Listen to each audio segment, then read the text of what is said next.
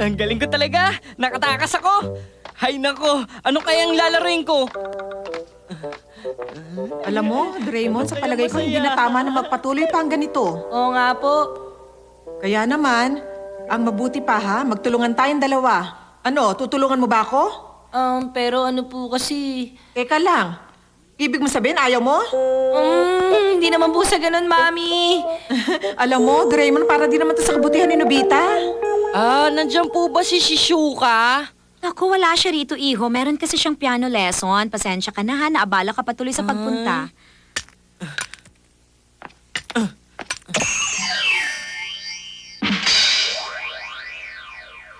Akala ko pa naman makakapagbasa ako ng comics.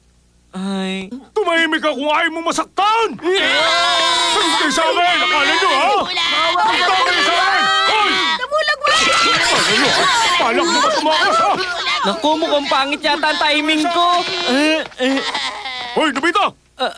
Pasensya na, napadaan lang ako damulag. Sige, alis na ako. Tumahimik ka, huwag ka na magpalusot! Matutulad ka rin sa kanila!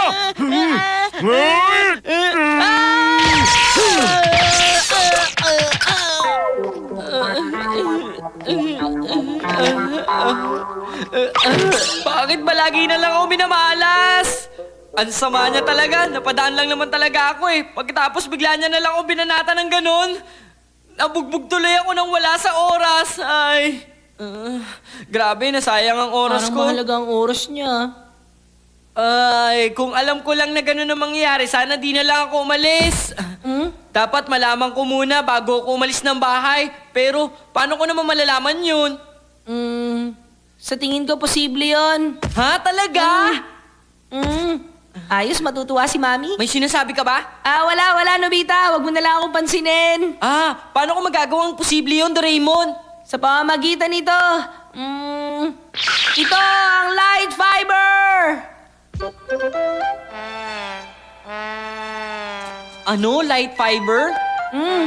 Kung hindi mo pa alam, ginagamit na rin ng light fiber sa panahon ngayon. Sa totoo lang, para din lang itong hidden camera. Ang kaibahan lang, meron tong 12 lens. Ang una mong gagawin, kunin mo ang lens number. Tapos idikit. Pagkatapos didiligan mo to. Pag nadiligan na, hahaba ang sanga nito. Ayan, dumadaan na sa bubong. Ngayon naman, unti-unti na siyang gumagapang sa dingding. Ayan, lumusot na yung pinaka-camera. Ngayon naman, bubuksan na natin tong monitor. Meron kang makikita. Heto na!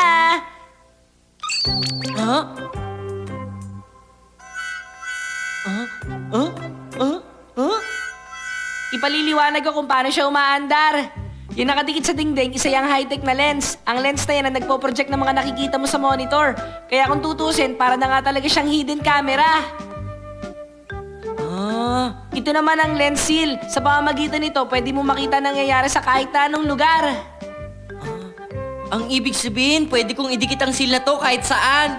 Oo naman, pwede mo idikit sa gilid ng burol, sa palengke, sa bookstore, o kaya sa kwarto ng kaibigan mo.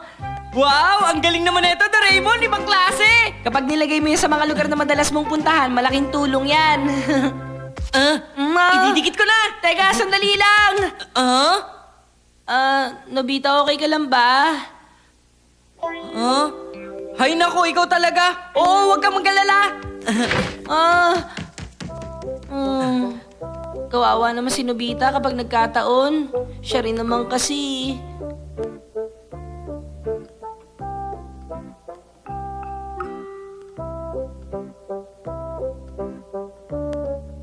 Dito ko ilalagay ang lens number 2. Teka muna, hahaba nga kaya yung sang hanggang dito?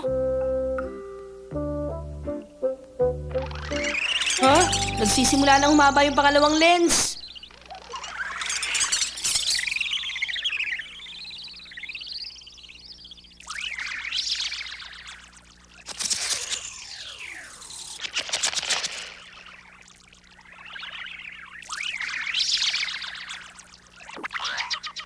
Aba! Umabot nga! Ang galing naman na ito! Nakakabilib talaga! nilagay ni Nobita sa lugar na pinaglalaroan nila. Ah! Kumusta? Doraemon! Ay, si Nobita talaga. Kung pumunta rito sa bahay namin. Wala naman. Bigla ko lang naisip. Oh? Sige, bye-bye! Oh? Ano ba nangyari doon? Bakit kaya siya pumunta rito?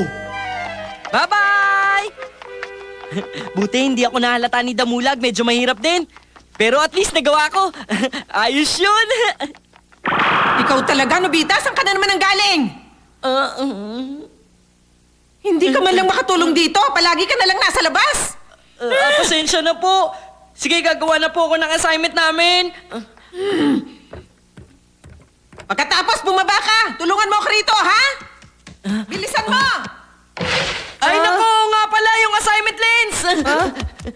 Ano sabi mo, assignment lens? Oo, Doraemon. Assignment lens. Kapag meron akong assignment lens, magiging mas madali ang lahat. Bakit hindi siya gumagawa ng assignment? Saang lugar ba yan? Sa loob ng kwarto ni Dikisugi.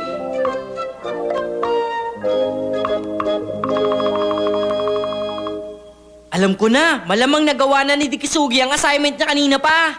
Hayaan mo, hindi mo kailangan malungkot, Nobita. Pwede mo naman kasing i-rewind yung mga nangyari kanina na hindi mo napanood. Talaga? Merong isang bulb sa loob nito na nagsisave ng mga impormasyon na nakuha niya. Ganun ba? Para din palang videotape?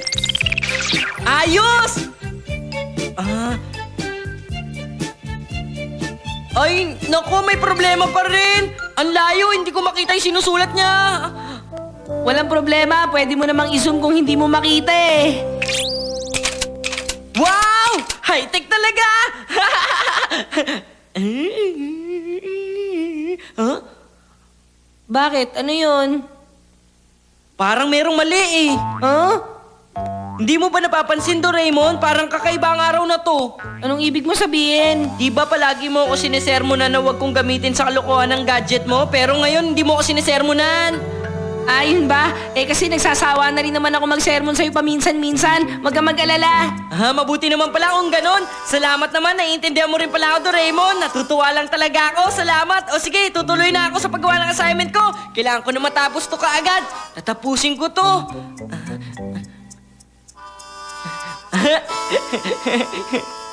Tapos na! Sa wakas, pwede na rin ako maglaro. Opo, ayos na. Ito na po yun. Mabuti naman kung ganon. Ibig sabihin, ito pala ang magsasabi sa akin kung nasan si Nobita. Opo. Pero kung pwede lang po sana, huwag niyo sasabihin sa kanya na kasabot niyo ako na tinutulungan ko kayo. Oo, sige, huwag kang mag-alala, Doraemon. Si Nobita ang malilintikan sa akin. O sige, hanapin mo na siya.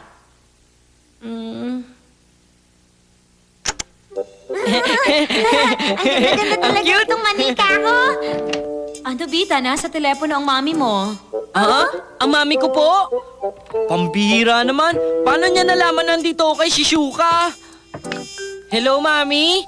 Hello ka pa dyan, ha? Hoy, Nobita, itigil mo na ang paglalaro sa mga manikang yan at umuwi ka na ngayon din, ha? Narinig mo ba? Ano, mga manika? Teka, paano niyo nalaman yun? Alam ko na ang lahat, kaya umuwi ka na ngayon din. Kalimutan mo na ang tungkol sa hapunan mamaya, ha? Hindi ka nakakain ngayong gabi. Ha? Pagdating mo rito, mag-uusap tayong dalawa. At huwag ka na magtatangkang tumakas dahil mahuhuli at mahuhuli rin kita.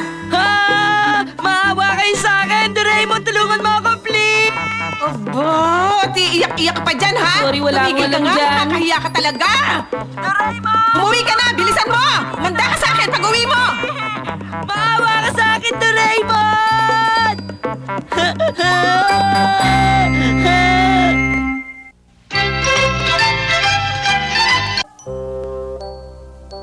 Isang araw, habang malakas ang buhos ng nyebe, may nakitang isang sugatan na ibon ng lalaking si Yoyoyo. Ginamot niya yon at inalagaan. Hindi naglaon, naging isang magandang babae na sabing ibon. Na siya rin namang napangasawa ni Yoyoyo. Bilang pagkakakitaan, inahabi ng asawa ni Yoyoyo ang kanyang balaybo para maging tela. Na maayos na ang pamumuhay ni Yoyoyo, umalis na ang ibon papunta sa ibang lupain. Ha? Ang ganda! Pero yung mga ganong kagandang storya sa panaginip lang nangyayari. Ano sa tingin mo, Doraemon? Ewan. Pero alam mo, sa palagay ko, kahit kwentong pambata lang yon, posible pa rin mangyari. Pwede, siguro nga. Kung talagang posible, magkakatotoong kwento. Kahit isang beses lang, gusto ko rin makasagip ng isang sugatang hayop. Kahit isa lang. Sandali, ano bang ibig mo sabihin? Hindi mo ba ako naiintindihan? Kapag nakasagip ako ng sugatang hayop, baka makatagpo na ako ng isang magandang babae na mapapangasawa ko. Alam ko ng patutunguhan nito. Pero hindi bali na dahil malamang wala ka namang gamit na pwede makagawa ng ganung bagay. Ah, wala ka na sinasabi. Ibig sabihin, merong ang gadget na ganon. Sige na, Peram! Pero kasi... Isipin mo, isang hayop na magiging magandang babae. Ayos, di ba? Oo nga, pero parang hindi masyado maganda ang balak mo. Ay! Gamot na nakakapagpabago sa anyo ng hayop! Mukhang walang hayop dito ah. Naku po, yung tuta! Doraemon!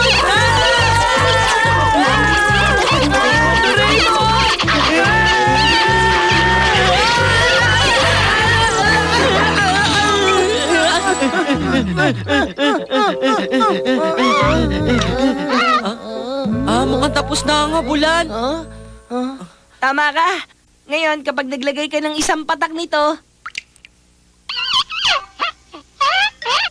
Bakit ganun? Parang wala naman nangyari. maghintay ka lang. Ang cute mo naman. Ano bang pangalan mo? Sandali lang po. Kilala ko po siya, Mami. Bisita ko po siya. Halika, pasok ka! Wow, ang cute-cute niya naman. Siya ba yung tuta kanina? Siguro. Doraemon, ano pa gagawin natin ngayon? Kahit ano lang, pwede rin tayo maglaro. Kainin na lang natin yung dorayaki ko. Masarap yun. Nasaan na yung dorayaki ko? Dito ko lang yung tinago kanina eh. Bakit ngayon wala na?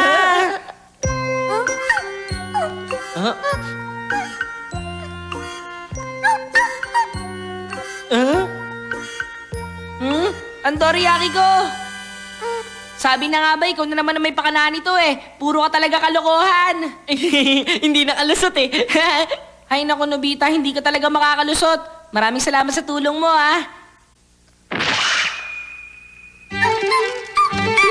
Kapag gumawa ka ng maganda sa kanila, gagawa rin sila ng maganda sa'yo. Ito! Hoy! Sandali lang! Huwag kang tumakbo! Hoy! Bumalik ka rito! Ano ba naman ang nangyari sa pusang yun? Wala na yung pusa. Malamang may taong tumulong sa pusang yan, kaya siya nakatakas. Si Nobita, oh. Lagot ka sa amin, Nobita. Pero bakit? Malakas ang kutob ko na ikaw ang tumulong sa pusang yon. Kaya siya nakawala sa basurahan. Ano ba sinasabi niyo? Umamin ka na. Huwag mo nang ipagkaila. Kailangan ko nang umuwi! Bye-bye! Pambihira naman. Sandali lang! Huwag mong gawin yan! Kawawa naman yung mga isda namin! Hoy! Huwag mong gawin yan! Sandali! Bumalik ka rito! Naku, lagot! Damulag, yun yung pusang kinulong natin. Nakatakas. Sabi ko na nga, be. Tama ang hinala ko. Ikaw nagpatakas sa pusa, no? Hoy, Nobita! Bakit galing sa bahay ninyo yung pusa na yun, ha? Magsalita ka! Kasi may utang na loob siya sa akin. Ano? Utang na loob? Aminin mo na kasi na ikaw ang nagpatakas sa pusa na yun kanina. Hindi! Ang totoo kasi niyan! Ha? Ayaw mo pa rin magsalita, ha? Sige, lagot ka sa amin, eh. Bata ka! Oo, gusto niya. Aray ko! Nobita! Mukhang nabugbog ka na naman nila Damulag, Hindi ito ang gusto ko mangyari! Hindi mo naman kasi ginamit na maayos eh. Ano, susubukan mo pa ba? Hindi, ayoko na! Wala namang kwenta ang gamot na yan!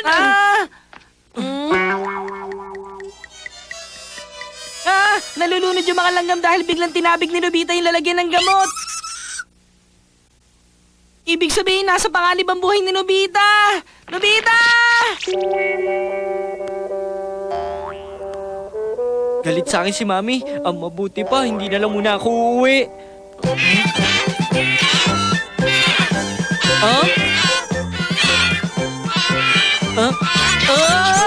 Teka! Anong ginagawa niyo? Bitawan niyo ako! Bitawan niyo ako! Saan niyo ako dadalhin? Hoy, Nobita! Nobita! Saan na kaya nagpunta si Nobita. Ayos lang kaya siya? Sakla na! Tulungan niya ako! Tulungan niya ako! Kinikita Naku po, si Nobita yun! Doraemon, muna dumating ka! Tulungan mo ako! Alam ko na, mga langgam. Sila yung mga langgam kanina. Doraemon, ano ba kasi nangyayari? May mga nalunod na langgam doon sa tinabig mong gamot. Pero, sandali naman! Hindi ko sinasadya! Teka lang, anong gagawin niyo? Naku po! Nobita, kapit! Tulungan mo ako, Doraemon! Hindi ako marunong lumangoy! Baka malunod ako, Doraemon! Tulungan mo ako! Sige na naman, maawa ka sa akin! Hindi ka malulunod sa ganito kababaw, Nobita. Doraemon! Tulungan mo ako! Ay nako, sinabi niya mababaw lang nga to eh.